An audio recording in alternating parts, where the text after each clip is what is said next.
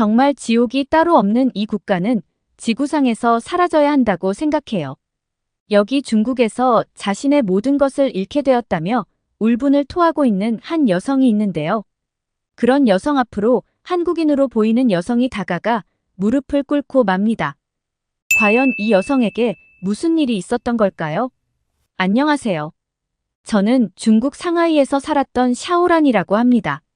중국인 부모님을 두었었고 중국에서 태어나 자랐지만 저는 지금 한국인입니다. 지난 과거를 생각하면 지금도 울분을 토하고 싶을 만큼 가슴이 아픕니다. 사연을 듣고 있는 한국인 분들 중에 중국에 이민을 계획하거나 중국에서 살아보려고 준비 중인 분들이 있다면 절대 그러시면 안 된다고 말씀드리고 싶어요. 저는 제가 태어난 중국이란 나라 때문에 제 모든 것을 잃었거든요. 그런데 모든 것을 잃고 목숨까지 내버리려고 했던 저에게 손을 내밀어 준 것은 한국이었습니다. 그래서 오늘 중국에서 살면서 겪었던 제 모든 걸 폭로하고자 이렇게 사연을 보내게 되었어요. 저희 부모님은 상하이에서 마사지 샵으로 큰 돈을 벌어들이셨던 부자입니다. 제가 태어난 상하이에만 3개의 마사지 점포를 운영했고 광저우와 사냐 등의 대도시에도 점포들이 있었죠. 아마 가끔 이런 광고들 많이 보셨을 텐데요. 중국의 전통 마사지 기법과 전통 의료 방법으로 휴양과 휴식을 취하거나 건강과 웰빙을 개선하는 데 탁월하지만 엄청나게 저렴한 비용으로 이 모든 걸 누릴 수 있다는 광고 말이죠. 그래서일까 중국에는 전 세계적으로 마사지 관광이 인기가 높은데요. 많은 외국인들이 중국에서 전통적인 마사지 경험을 하기 위해 실제로 밀려들었어요. 이런 인기 덕에 저희 부모님 마사지 샵들은 정말 엄청난 수익을 거두었고 저희 집안은 그런 이유로 늘 풍요로웠죠. 그런데 중국이 광고하는 것처럼 건전하고 건강한 전통 마사지라고 생각하시면 안 돼요. 보통 중국에서 1시간 정도 전신오일 마사지를 받으면 약 100위안에서 130위안 정도 비용이 드는데 한국 돈으로 치면 약 25,000원 정도 되는 돈이고요. 모든 마사지 샵이 그런 건 아니지만 적어도 저희 부모님이 운영하던 마사지 샵의 주된 수익금은 전통 마사지가 아니었고 퇴폐 마사지였어요. 가게에 들어가면 누가 봐도 전통 마사지 샵처럼 꾸며져 보이겠지만 일반 마사지 이후 룸에 있는 커튼을 열면 또 다른 방이 나옵니다. 그 안에는 샤워 시설도 있고 침대가 있는 작은 룸이 또 하나 있죠.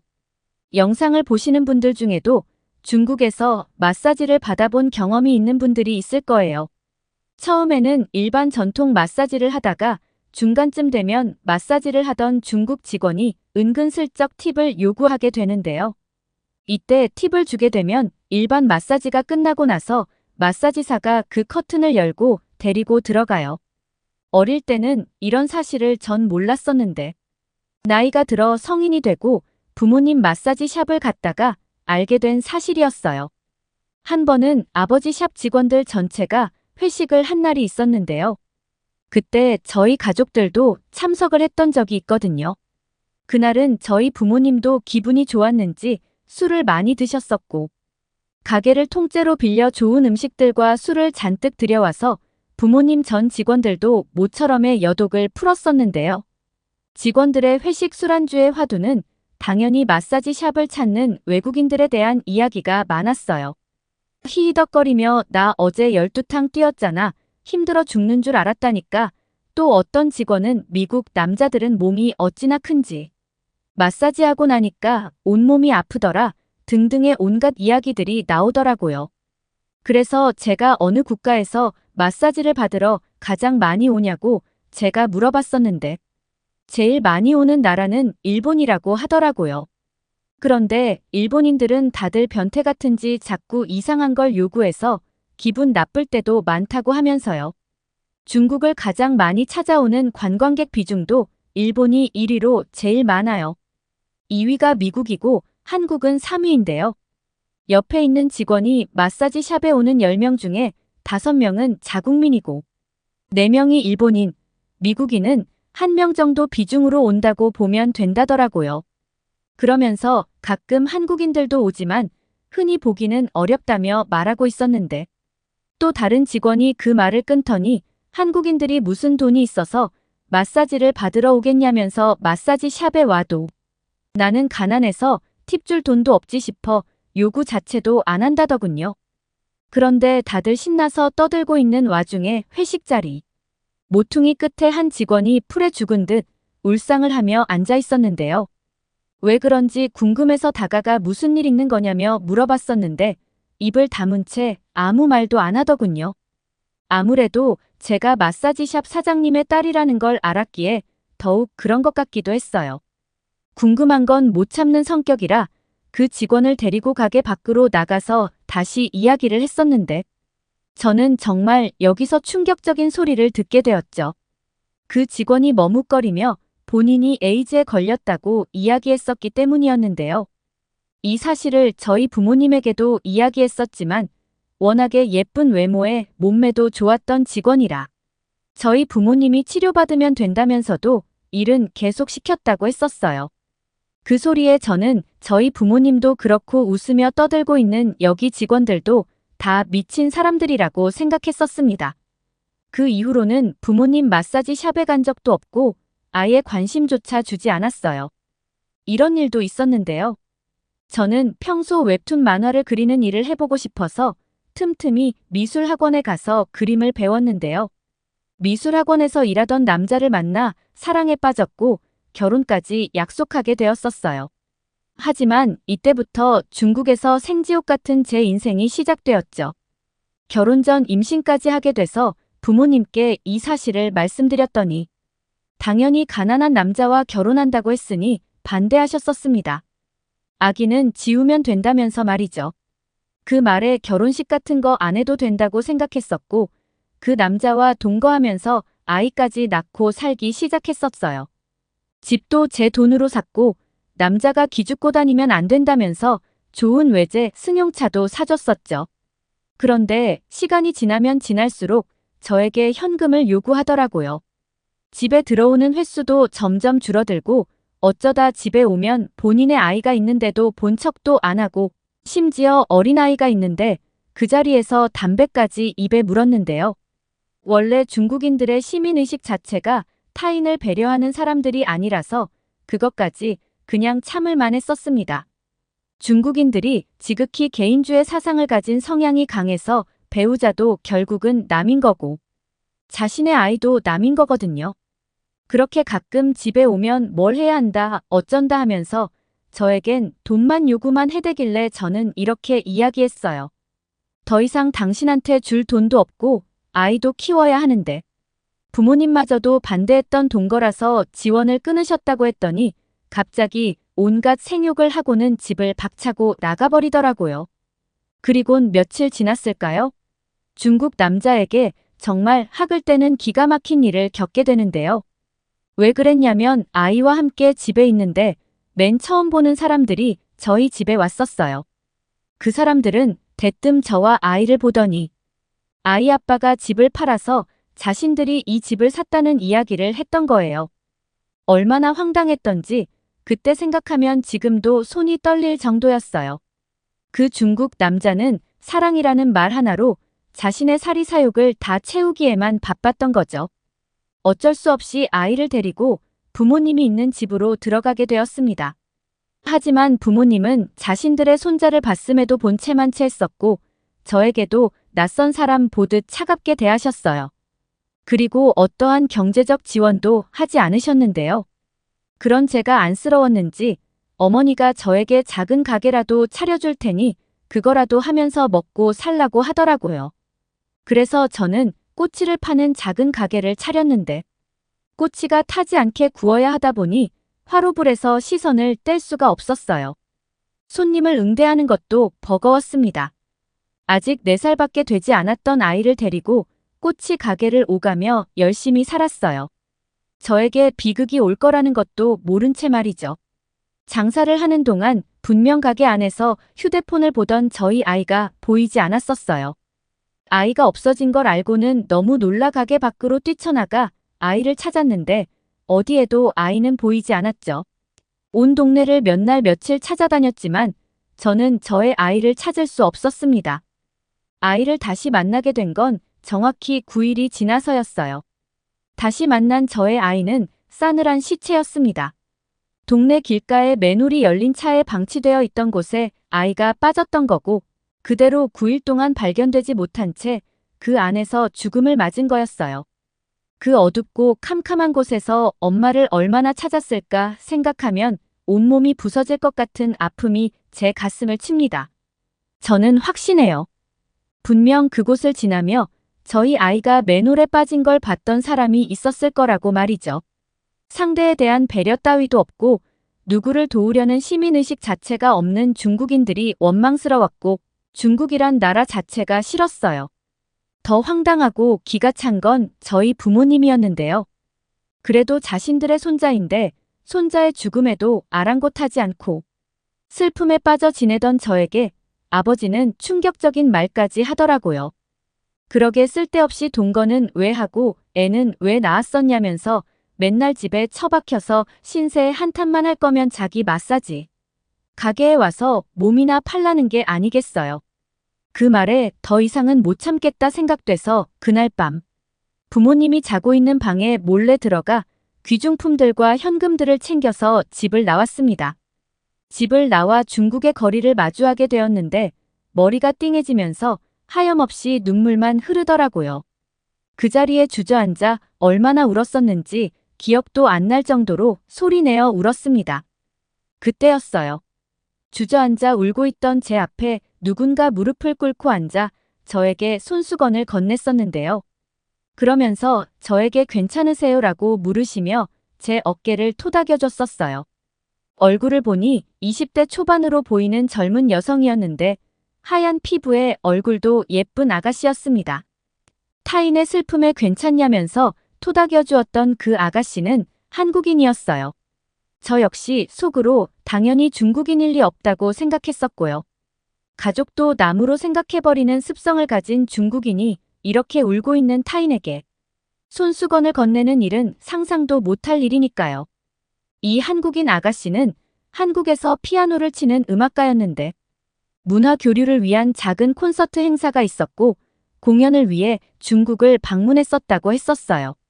누구에게도 털어놓고 이야기할 곳 없던 저는 오랜만에 느끼는 무한한 따뜻한 마음에 저도 모르게 저의 이야기를 모두 털어놓게 되었는데요. 저의 이야기를 들었던 한국인 아가씨는 괜찮다면 저와 함께 한국을 가보면 어떻겠냐는 제안을 했었어요. 저는 중국에서 태어난 중국인이었지만 중국이라면 치가 떨릴 정도로 싫었기에 한국인 아가씨의 제안에 두말 없이 좋다면서 중국을 떠나고 싶다고 이야기했었고 그렇게 저는 제 인생을 박살낸 중국을 떠나 한국으로 향하게 되었습니다. 도착한 한국의 인천공항은 중국에서는 느껴보지 못했던 질서, 정연함이 느껴지는 멋진 공항이었어요. 중국의 공항은 근처에만 가도 벌써 욕설을 하며 싸우고 떠나가라 고함을 질러대는 중국인들과 공항 로비에서 이것저것 얼마나 주워 먹는지 공항 바닥에 먹다 남은 과자들과 쓰레기들이 나돌았고 난장을 피는 중국인들도 많이 있는데요. 한국은 공항 내부에서 은은하게 들리는 클래식 소리와 너무 좋아 보이는 사람들의 친근하면서 나지막한 작은 대화 소리가 다였어요. 공항에는 젊은 한국인 아가씨의 부모님으로 보이는 분들이 마중을 나와 있었고 저의 이야기를 부모님에게 전화로 했었는지 한국인 중년 부부분들은 이미 저를 알고 있더라고요. 저를 보더니 한국인 아가씨의 어머니로 보이는 분이 다가와서는 안아주었는데요. 마음고생 많이 했다면서 자신의 집으로 가자고 이야기해 주셨었습니다. 그분의 품에 안겼을 때 절 낳아주었던 부모님에게서도 느끼지 못했던 온화하고 시간이 멈춘 듯한 기분을 느꼈었어요. 저에게 한국에 가자고 이야기해 주었던 한국인 젊은 여성의 이름은 이민정이라는 예쁜 아가씨였어요. 민정 씨의 집으로 가는 차 안에서 한국의 도시를 가만히 바라보게 되었는데요. 제가 태어난 나라도 아니고 단 한 번도 와보지 않았던 다른 나라였는데 한국의 거리와 도시를 보면서 왜 주책맞게 계속 눈물이 나는지 모르겠더라고요. 차 안에서 훌쩍거리면서 창문을 바라보고 있던 저의 손을 옆에 있던 민정 씨가 꼭 감싸주면서 아무 말하지 않고 함께 창문을 바라봐 주었어요. 그날 밤 민정 씨의 집에서 맛있는 한국식 저녁 식사를 하고 많은 이야기를 나누었는데요. 민정 씨가 중국어를 제법 할 줄 알았던 터에 부모님과의 소통에도 큰 문제 없이 이야기를 할 수 있었습니다. 민정 씨에게는 친언니가 있었다고 하더라고요. 하지만 2년 전 교통사고로 세상을 떠났고 아직 그 빈자리와 슬픔에 민정 씨, 부모님분들도 민정 씨도 마음이 아물지 않았다는 걸 느낄 수 있었어요. 그 이야기를 듣고 나니 세상을 떠난 제 아이가 생각나서 저도 민정 씨 가족도 눈시울을 붉혀야 했었습니다. 민정 씨 부모님은 당장 지낼 곳이 없을 테니 필요한 만큼 자신들의 집에서 지내도 좋다고 이야기해 주셨는데요. 제가 살던 중국과는 전혀 다른 한국의 모습과 한국인들의 따뜻함에 다시 태어난 기분이 들었습니다. 중국에서는 배려라는 단어 자체가 생소할 정도로 정말 이기적이고 개인적주의 사상이 깊은 나라예요. 오죽하면 중국에서는 중국에서 사람 소리 들어가면서 살아남으려면 완전한 자기 위주 사상이 뿌리 박혀야 한다는 이야기가 있을 정도거든요. 조금만 타인이 거슬리는 행동을 해도 온갖 성질을 부릴 대로 다 부리고 막무가내로 하는 터에 두 손 두 발 다 들어야 하는 경우가 많습니다. 중국 사회의 도덕성은 타국에서 방송으로 언급할 정도로 몰락했고 밑바닥을 넘어서 거의 붕괴 수준에 이르러 있어요. 13억 인구라는 인파 속에 정말 별의 별 사람들이 다 있다 보니까 중국에서 살려면 정말 못 볼 거 다 볼 마음 먹고 지내야 간신히 정신은 부여잡을 수 있죠. 그런데 낯선 타국인 한국에서 태어나 단 한 번도 느껴보지 못한 가족이라는 구성체의 온기를 느끼게 된 거예요. 지금 제가 한국에 살게 된 지도 벌써 2년이 다 지나가고 있습니다. 어느 날은 민정 씨 부모님에게 오랜 시간 괜히 제가 민폐를 끼치는 건 아닐까 싶어 직장도 구했으니 나가겠다고 이야기한 적이 있는데요. 제 이야기를 들었던 민정 씨는 무슨 말이냐면서 하늘로 세상을 떠난 언니가 자신을 대신해 다른 언니를 하늘에서 이렇게 보내줬는데 왜 집을 나가겠다는 거냐며 그러지 말라고 말리더라고요. 민정 씨 부모님도 민폐라고 생각한 적 없다며 나가지 말라고 하셨어요. 낯선 외국에서 온 동양인 여자를 가족처럼 아껴주고 대해주는 한국인들의 성숙하고 따뜻한 마음에 무한한 감사와 존경심이 드는 순간이었어요. 이후로 이제는 민정 씨도 저를 친언니처럼 생각하고 있고 민정 씨의 부모님도 저를 자식처럼 아껴주고 생각해주고 계세요. 중국에서 생지옥 같은 삶을 겪었던 상처도 한국에 지내면서 아물기 시작했습니다. 한국에서의 삶은 그야말로 천국과 같았는데요. 한국은 길거리에서 파는 음식들도 매우 위생적으로 관리하며 판매하고 있었고 사람들이 음식을 먹고 난 뒤에도 주변을 정리하고 나가는 한국인들의 성격 탓에 휴지 조각 하나 없을 만큼 깨끗했었어요. 중국에서 파는 길거리 음식들은 정말 위생 상태가 최악이거든요. 혹시 중국을 가셔야 하는 분들이 있다면 길에서 파는 탕후루를 한번 사보시면 제가 왜 이런 이야기를 하시는지 알 거예요. 탕후루 겉에 먼지가 얼마나 많이 붙어 있는지, 심지어 과일에 곰팡이가 파랗게 서려 있는 것들도 종종 볼 수 있죠. 한국은 또 어디를 나가도 뭔가 정리가 잘 되어 있다라는 생각을 가질 수 있었어요. 도로를 나가도 교통 질서가 매우 잘 지켜지고 있었고 무단횡단을 하는 사람도 보기 어려웠으며 혹여라도 도로에 사람이 있으면 속도를 줄이고 멈춰서 사람이 도로에서 벗어날 때까지 움직이지도 않더라고요. 중국은 무조건 사람보다 차가 먼저라고 생각하고 있는데요. 근데 더 웃긴 건 운전하지 않는 사람들은 또 차보다 사람이 먼저라고 이야기하거든요. 그러니 도로만 나가면 사람이고 차고 서로 자기가 먼저라면서 들이대다 보니까 중국의 도로는 그냥 아비규환이 따로 없어요. 그런데 한국은 이런 교통의식 수준에서도 정말 선진국다운 면모를 보이고 있던 거였죠. 어느 날은 정말 한국에서 너무 큰 충격을 받아서 놀랐던 적이 있었는데요. 생전 태어나 이런 걸 두 눈으로 본 적이 없던 광경이라 보면서도 제 눈을 의심할 정도였던 적이 있었어요. 비가 내리는 어느 날이었는데요. 오전에 민정 씨 어머님과 치과에 들렀다 다시 집으로 돌아가는 길이었어요. 도로에는 빗길에 차량들이 서행을 하며 오가고 있었고 저는 어머님과 이런저런 이야기를 하면서 걷고 있었어요. 그때 도로에 흙을 싣고 있던 화물. 트럭 한 대가 신호 정지를 하려다 빗길에 미끄러졌는지 굉음을 내며 멈춰섰었는데요. 다행히 충분한 차량 거리 확보를 했었고 빗길이라 서행으로 운행하던 트럭이어서 사고는 나지 않았었지만 화물칸에 실려있던 흙이 일부 도로로 쏟아졌었어요. 땅으로 떨어진 흙은 비가 내리는 도로 위여서 금방 모두 다 물에 젖게 되었고 누가 봐도 도로를 지나던 차량을 저 흙 위를 밟는다면 자칫 사고가 날 수 있을 거라는 생각이 들었었어요. 그런데 정말 놀랍게도 중학생 정도로 보이는 한국인 여학생들 4명이 차량이 지나다니지 않는 틈을 타 도로 옆에 있던 공원 안에서 비치되어 있던 빗자루를 가지고 나와서는 도로에 떨어진 흙을 쓸기 시작했던 거였죠. 한 친구는 우산을 들고 빗질을 하는 게 불편했는지 그냥 비를 맞아가면서도 도로를 쓸더라고요. 조금 있으니까 여학생들 말고 주변에 있던 모든 한국 사람들이 도로에 나와서는 흙을 함께 쓸면서 주변을 정리하는 모습을 보여주었어요. 제가 그 모습에 너무 놀라서 한참을 입도 다물지 못한 채 멍하고 서서 바라보고 있었습니다. 어떻게 비까지 맞아가며 자신과 상관없는 일인데도 저렇게 어린 학생들이 저런 성숙한 모습을 보일까 했었어요. 차가 다니는 도로 위라서 자칫 위험할 수도 있을 일인데 말이죠.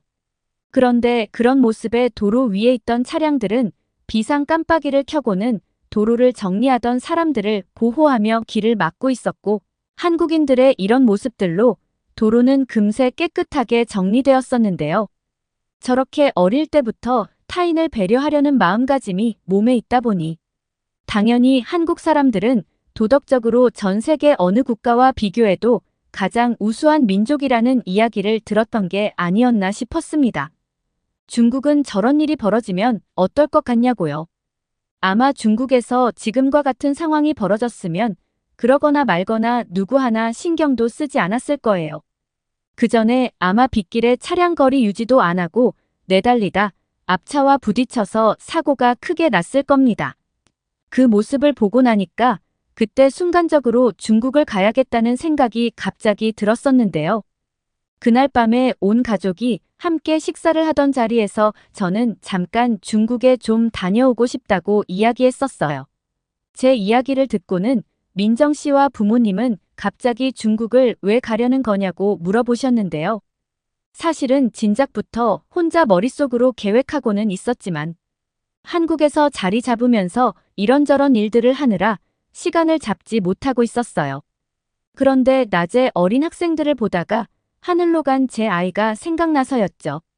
저는 민정 씨 부모님께 어린 나이에 세상을 떠나야 했던 아들을 만나고 오고 싶다고 이야기했습니다. 민정 씨 부모님은 우리 모두 함께 중국을 다녀오자고 말씀하시더라고요. 하늘로 떠난 아이가 오랜만에 엄마를 만났는데 쓸쓸하게 외톨이로 찾아가면 하늘에서 지켜보던 아이도 마음이 좋지 않을 거라면서 새로운 가족이 생겨 누구보다 행복하게 지내고 있는 모습을 우리 모두 함께 가서 아이에게 보여주자는 거였어요. 그 말씀에 눈물이 한없이 흐르더라고요.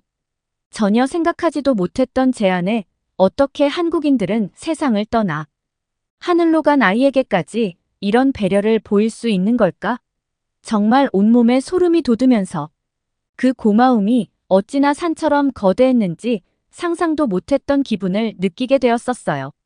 저와 민정 씨 그리고 민정 씨 부모님까지 중국에 함께 가게 되었는데요.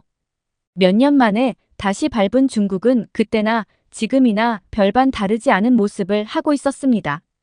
공항 곳곳에 온갖 쓰레기들이 널브러져 있었고 서로 입출국을 먼저 하겠다면서 새치기 하고 싸우고 고함 지르는 중국인들의 모습까지 제가 중국을 떠나던 그날을 다시 재현이라도 하는 듯 똑같았어요. 그 모습에 민정 씨 부모님도 많이 놀랐는지 얼른 공항을 벗어나자고 하시더라고요. 하지만 공항 밖이라고 이런 지옥 같은 모습에서 벗어날 수는 없었죠. 공항을 나서자 도로에 크락션을 울려대는 차량들과 무단횡단을 일삼는 사람들까지. 중국에서 자란 저도 귀가 멍멍할 정도로 정신이 하나도 없었는데요. 민정 씨 부모님도 이런 아비규환 속에 조금만 어디서 쉬었다가 가자고 하셔서 가까운 카페에 들어가 커피를 마시게 되었습니다. 하지만 커피숍도 시끄럽긴 매한가지이긴 했지만요. 카페에서 아이를 보낸 곳을 갈 차편을 예약하려던 그때였어요. 누군가 절 보고는 다가와 인사를 했었는데요. 처음엔 저도 누군지 몰라서 당황해하다가 자세히 보니 예전에 부모님 회식 자리에서 웃고 떠들던 직원이더라고요.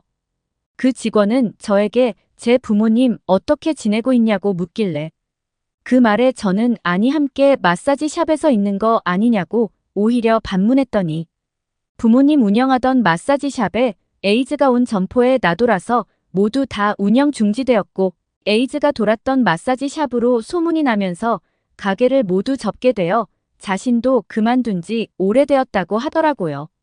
그 말을 듣고 저는 그래도 절 낳아준 부모님이라고 걱정은 살짝 돼서 전화를 했었는데요. 몇 번을 전화해도 전화를 받지 않더라고요. 그 모습에 민정 씨 부모님은 그러지 말고 전에 부모님이 사셨던 집에 함께 같이 가보자고 하셨었고 저희는 그렇게 예전에 제가 지냈던 부모님 집으로 가게 되었었는데요. 하지만 도착한 집에서 저희는 부모님 대신 낯선 사람들은 만날 수 있었고 이미 오래전에 그 집은 팔려서 주인이 바뀌었고 전에 살았던 저의 부모님의 행방도 알 수 없다는 이야기를 전해 들을 수 있었어요. 그 이후로도 지금까지 절 낳아준 부모님과 연락이 닿지 않고 있고 저도 일부러 찾으려 애쓰지 않았습니다. 저희는 제 아이를 하늘로 보냈던 중국의 동해라는 바다로 갔습니다. 중국의 동해는 제가 지냈던 상하이에서도 400km나 떨어져 있는 먼 곳이었는데요. 최대한 아이와 함께 지냈던 곳에서 일부러 먼 곳으로 가서 아이를 보냈기 때문이었어요. 아무도 저희 아이에게 손을 내밀어 주지 않았던 그 동네와 그 중국 사람들을 기억하지 말라는 생각에서였기 때문이에요. 저는 한동안 바다를 바라보면서 지난 날을 회상했고 지금 제 옆에 있는 한국인 가족분들을 진짜 제 가족이라고 생각하고 더 이상 중국인이 아닌 한국인으로 남은 삶을 살 거라 다짐했습니다. 하늘로 떠난 아이에게 음성 편지를 보내고 싶어서 함께 동봉해서 보내주셨었는데요. 천국에 있을 샤오라님의 아이에게 이 메시지가 잘 전달되길 바랍니다.